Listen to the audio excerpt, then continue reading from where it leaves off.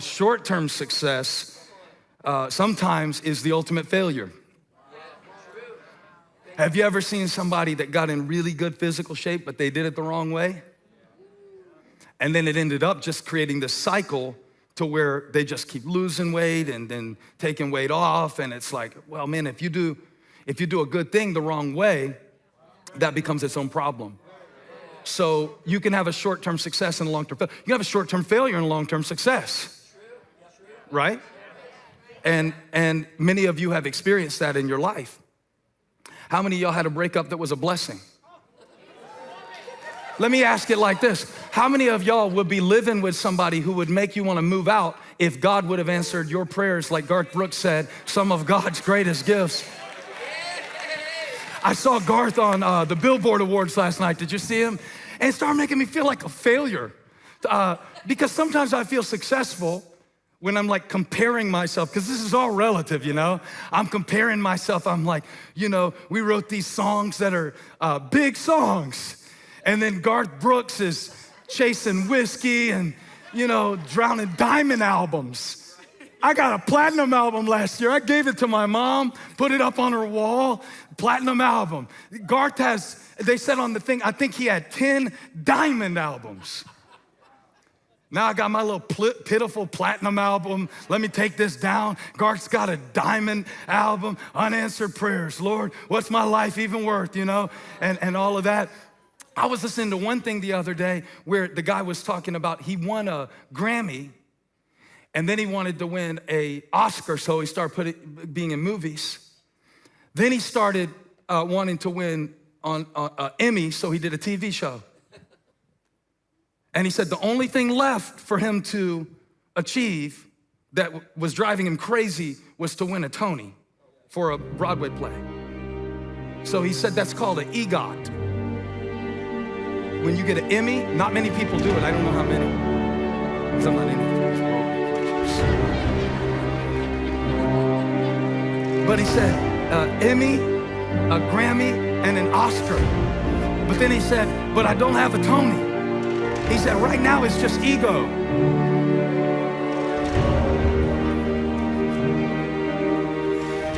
Now, how many things that the world calls success, how many things that the devil uses to get you to think, remember last week, that my life doesn't matter, is just ego. He said, I gotta get an EGOT. And then I start thinking about what I got. Somebody say, I got. Oh, put it in all caps in the worldwide EFAM chat. Somebody say, I got mercy. I got grace. I got love, joy, peace, patience, kindness, goodness, faithfulness, gentleness, and self-control. I got the fruit of the Spirit. Yeah. I got it. I got it. I didn't earn it, but I got it. Okay.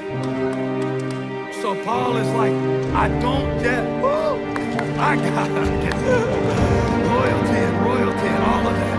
Paul said, I got it inside of me. I got courage to make it no matter the outcome. I got it. Pressing toward the mark to take hold of the prize for this Christ Jesus has already taken hold of me. I already got it. And the guy was talking about all those Grammys and Tonys, and he said, I don't know why I think the next one is going to make me feel any better. It didn't do what I thought it was going to do. Have you ever had that before? I know, I haven't won a Grammy or anything like that either, but have you ever got it? Have you ever got it? And when you get it and it's empty, it's a really weird feeling. It's almost worse than never getting it. But Paul is showing us something here. And remember, coming back to this theme, are you in control? You are in control of what success means to you. And if you align that with the worldly definition of success, you can expect at some point an emptiness that comes when we try to give our own definitions to God's concepts. I found out you can really make anything mean anything you want it to mean, even in the Bible. It's like if we were talking to Paul and we were talking about what is failure and what is success, it would be a very confusing class. Because right here he's saying in Philippians 1, what's happening right now, the gospel is succeeding even though I'm in prison. And he uses the word, I don't know if you noticed it, he said fruitful. This means more fruitful labor. So he says it's working in me. It's working in me, even though the work that he could do was limited. And sometimes I say things like this and I don't break it down because I know you're not in prison physically. You're watching this. I know that you're not necessarily, a preacher, apostle of the gospel like Paul would. I understand that. I know you're not sitting there thinking maybe about Oscars or Tonys or anything like this, but I think the dynamic applies to everybody listening to me, and I wanna know if I'm right, is that like how Solomon said, meaningless, everything is meaningless. Everything is meaningless until you give it a meaning.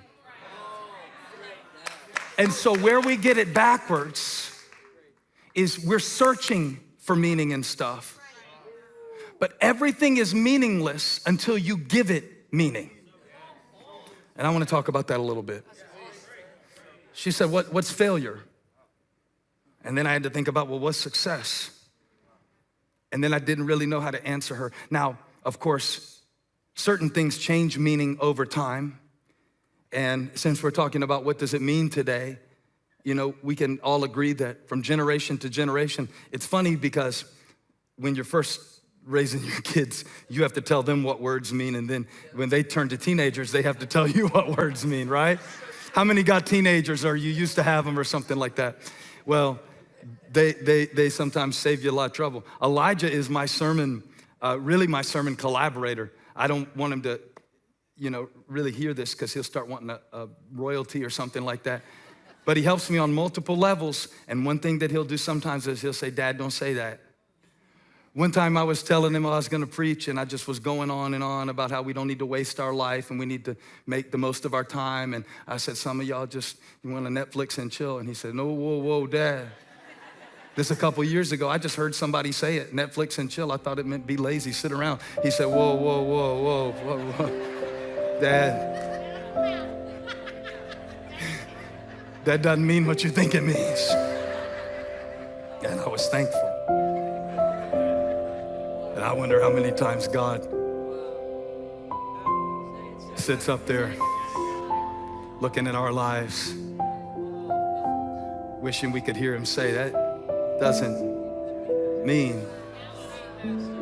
what you think it means.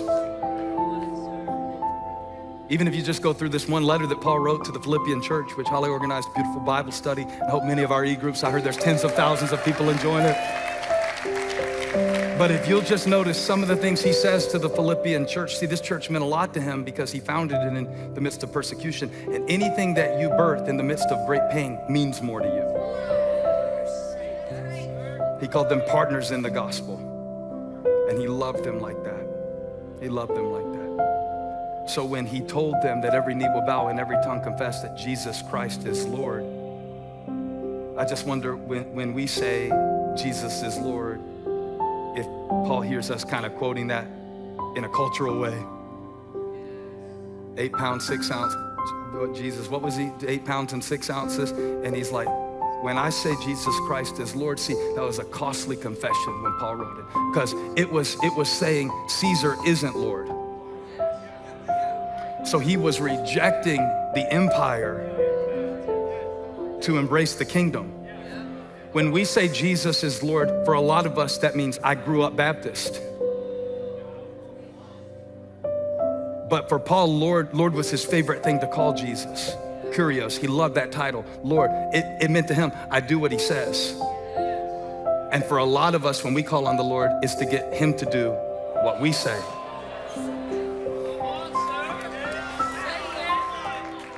And that's why when Paul says, whether I live or die, that's up to God. He's Lord. That's not what it means. It doesn't mean what you think it means. Jesus is Lord. That means that I trust him with what I can't control. Right? Or here's another one. I know you know this one because I mentioned it earlier. Rejoice in the Lord. We think that means sing. I asked 5 people to get ready for this sermon. I said, what comes to your mind when you hear rejoice? They said, clap, sing, shout. Well, Paul's not shaking a tambourine in his imprisonment. When Paul's talking about rejoice, he's talking about the remembrance of the reason that he was called. For Paul, rejoicing is far more than just an external expression. It's an internal decision. Y'all hear me? It's a decision, rejoice. And again, I say rejoice, he says in Philippians 4. But here's the best one where I bet when he hears us quote this one, he's like, whoa, whoa, whoa, whoa, whoa. That doesn't mean what you think it means. I can do, this is Philippians 4:13, all things through Christ who strengthens me. Paul's like, that does not mean that you can play in the NBA. You are 5'6" and uncoordinated. You know how many people tried out for American Idol because they thought Philippians 4:13 meant something it didn't mean? You see them on the audition tapes, it's terrible. Paul is not talking about doing something beyond your God-given capacity. He's talking about living with contentment. So that's context. I want to talk about context. Success requires context, so does failure. And sometimes if you can see it in the right context, you can see that what you called a failure, what you called a waste, what you called a setback was really the grace of God. I got it! Yeah! So it doesn't mean what you think it means. What does it mean? It doesn't mean what you think it means. Church doesn't mean building. Worship doesn't mean the slow songs.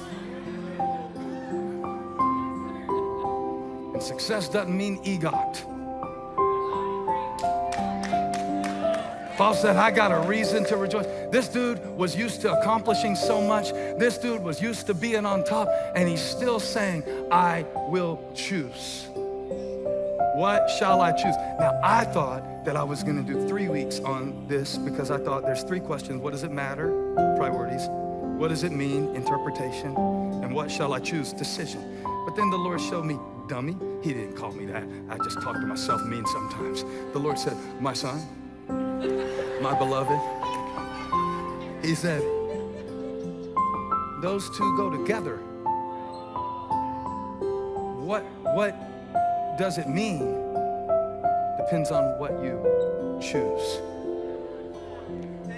Okay, yes, Lord. Put it back up. 122, Philippians 1:22, just so you can see it. If I am to go on living in the body, that's up to you, Lord. This will mean fruitful labor for me, yet what shall I choose? That all goes together. It's really one question. He's praying, all right, Lord, what you do is up to you. And I feel like he probably even say that to his jailer. What you do is up to you. But what it means is up to me. See, they would chain a prisoner to a guard. Paul said, you can chain me to you if you want to. But all that means to me is I've got a captive audience to preach to. Let me button up this flannel and wait for y'all to get it. Because I hear God saying, I'm not chained to it, it's chained to me. So what you do is up to you. But what it means, somebody shout, it's up to me. It's up to me what it means. It's up to me what it means. It means, Paul said, fruitful labor. I am choosing to work with God. Labor, work. I am going to work with God, not against God. So I hear the Lord saying, work with me. work with me. Do not fight against what I am bringing into your life. Work with me. Cooperate with the grace that I have given you in this season of your life.